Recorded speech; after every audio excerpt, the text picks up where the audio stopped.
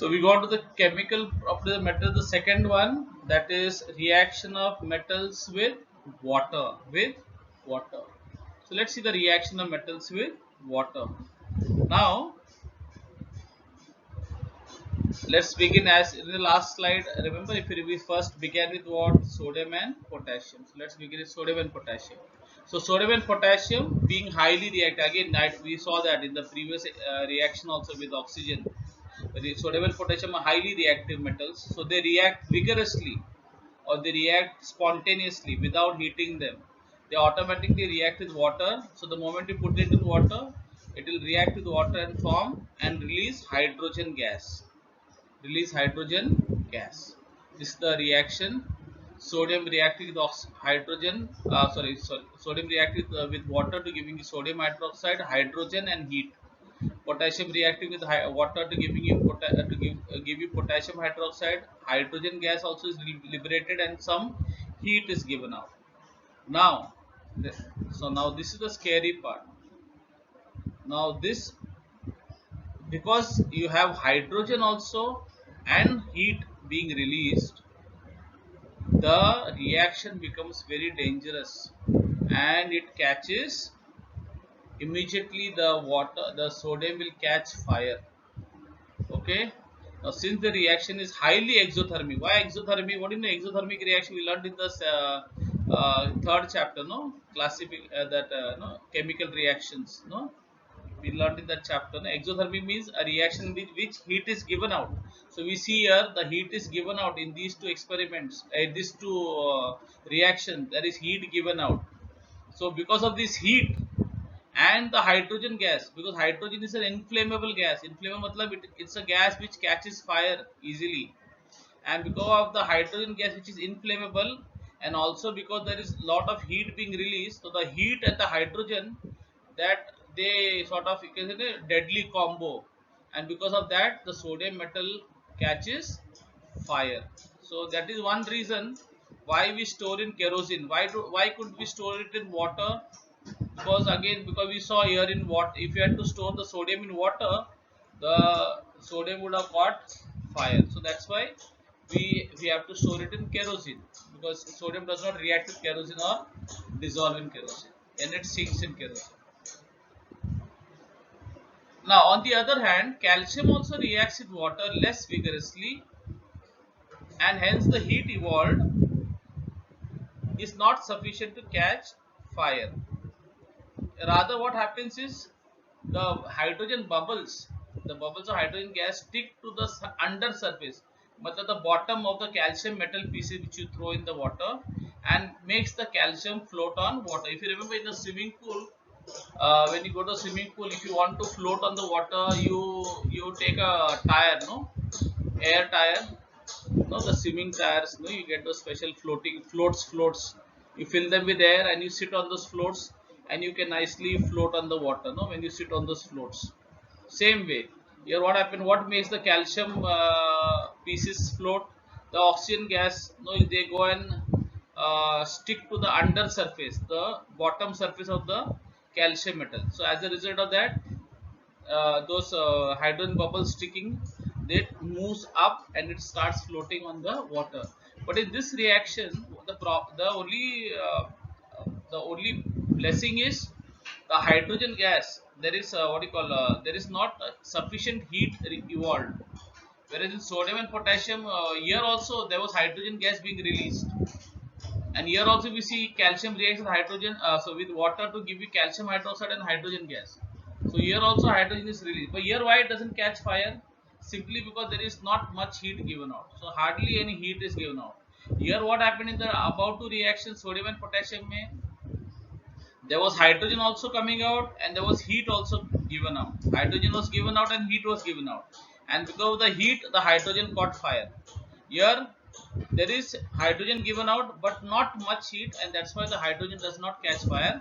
So simply the calcium will float on water, but in this case, if you put the sodium in water, it will just catch fire. It will just catch fire, forget floating and all that. Okay. So okay, so we'll move to the next slide. We'll continue in the next slide. So we'll continue the reaction of metals with water. We go on to the remaining elements. Aluminium, iron and zinc, they do not react with cold or hot water, but they react with steam. Very important. They do not react with cold water also and hot water also, but they react with steam. Now you will say, what is the difference? Hot water and steam. We saw what is the difference of hot water and steam. Hot water and steam. Hot water can be anything. Any water which is above room temperature is hot water up to 100 degrees Celsius. But when I say steam, it is pure 100 degrees Celsius, more than 100 degree Celsius, because steam is only formed after water reaches a temperature 100 degrees Celsius.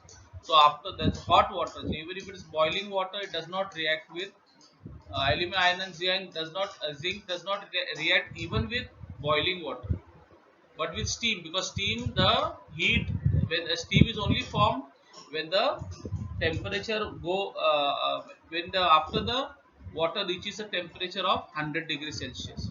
So it reacts with steam, only with steam, to form their oxides and hydrogen gas. So I hope this is clear. So it will neither react with hot water or cold water, but only with steam. Whereas what about sodium and potassium?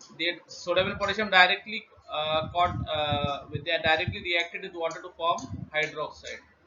Calcium also directly reacted with water to form calcium hydroxide. But aluminum and all, we'll see these three reactions. They only react with. That's why I wrote G here. Can you remember? See G here. G means gaseous state. No, what is steam? Steam is water in the gaseous state. Okay.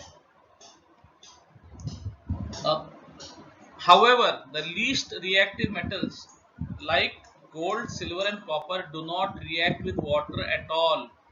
So whether you put them in hot water, cold water or steam, gold, silver and copper will not react at all with water. Okay, so they are not at all this thing. Okay, and that's why we will see the reactivity series, gold, silver and copper are towards the bottom of the reactivity series, which we learn in the later on in this chapter. Okay, so gold, silver, copper will not react with either hot water or cold water or even with steam. Okay, remember that. So with this we finish the second property. Okay, now we go on to the third chemical property. So reaction of metals with acids. Again, this you learned last year. You know, last year you had one lesson number 5. You know, in 9th standard, acids, bases, and salts. Okay, so reaction of metals with acids. Now we learned last year metals react with acids to form the corresponding metal salts and hydrogen gas. It forms the corresponding metal salts and hydrogen gas. So what is the corresponding metal salts? I'll tell you one. I'll show you the reactions. You'll understand better. For instance, when metals are treated to dilute sulfuric acid or hydrochloric acid, sulfate or chloride salts of metals are formed.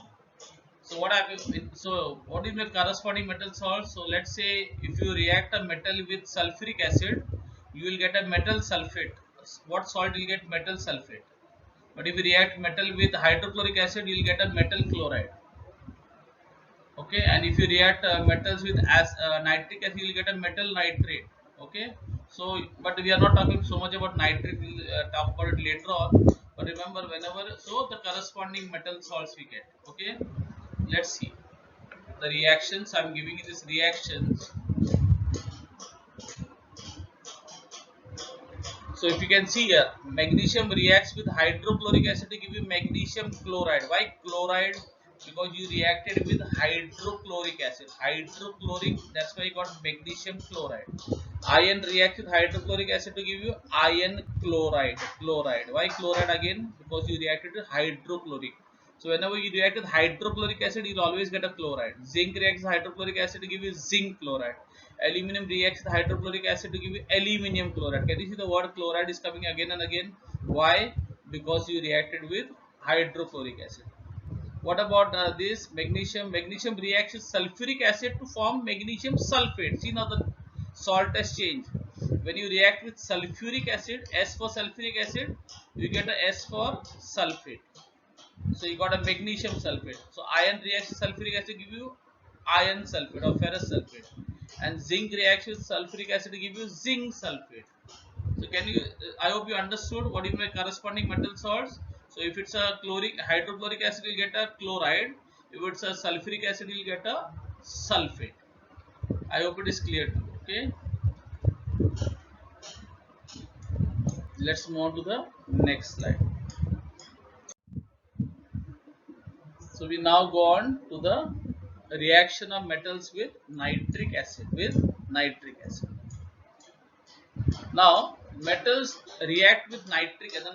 Nitric acid is a little different kind of an acid. Okay, it's a little, you can say, odd man out type of thing, something different. So in the previous reaction of metals with, we learned the reaction of metal with sulfuric acid and hydrochloric acid. Now this is only specially reaction of metal with nitric acid. So metals react with nitric acid to form their nitrate salts and various oxides of nitrogen. So you may get what do you call you will get a NO, that is nitric oxide.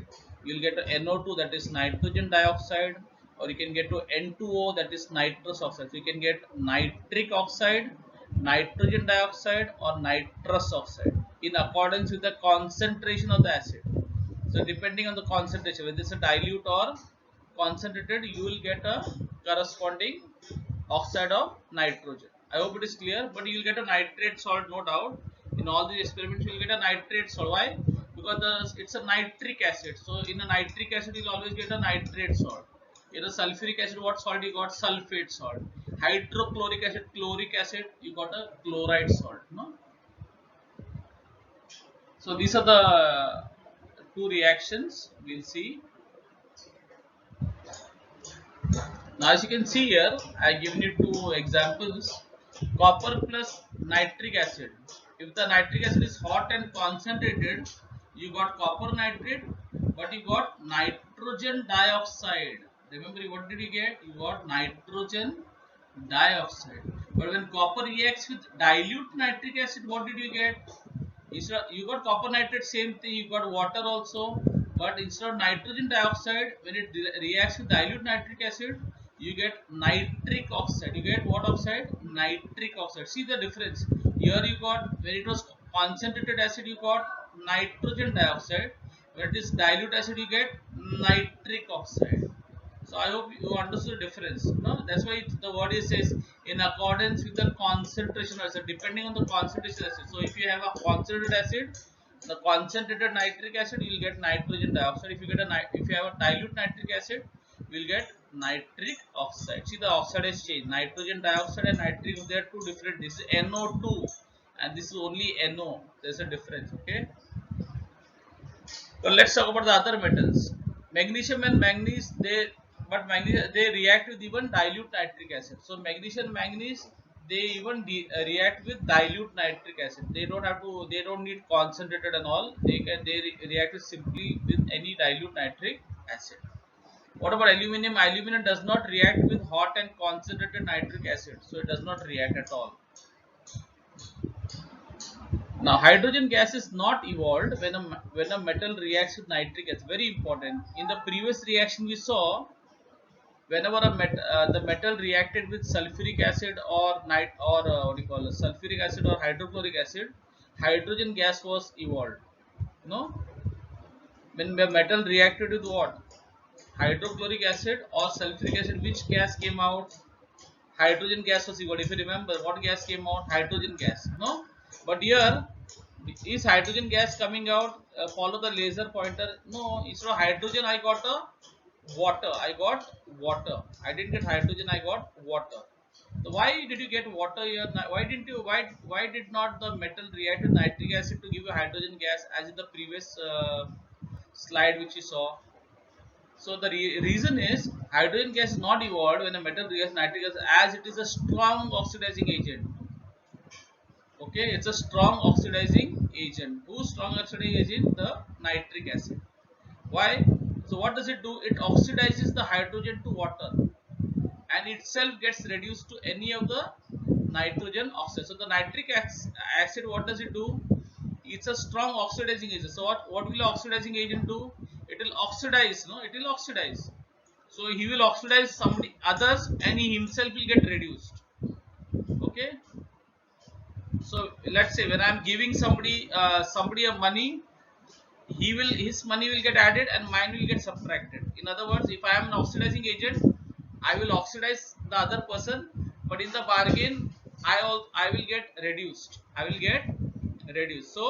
It so why did you not get a hydrogen? Because the nitric acid is a strong oxidizing agent. It oxidizes the hydrogen to water. So what is the difference of hydrogen and water? If you remember H2O. Now if I ask you what is Na2O, Na2O is what? Sodium oxide. What is K2O? Potassium oxide. Yes. So what is H2O? If you ask me, H2O is what? Hydrogen oxide. We call it water, but actually it is what? Hydrogen oxide. So that's why the word is saying, no, it oxidizes the hydrogen to water. In other words, oxidizes the hydrogen to hydrogen oxide. So other name of water is what? Hydrogen oxide. So the hydrogen is becoming oxidized. The nitric acid is oxidizing the hydrogen to hydrogen oxide. Because what is water? Water is H2O, hydrogen oxide. What is Na2O? Sodium oxide. What is K2O? Potassium oxide.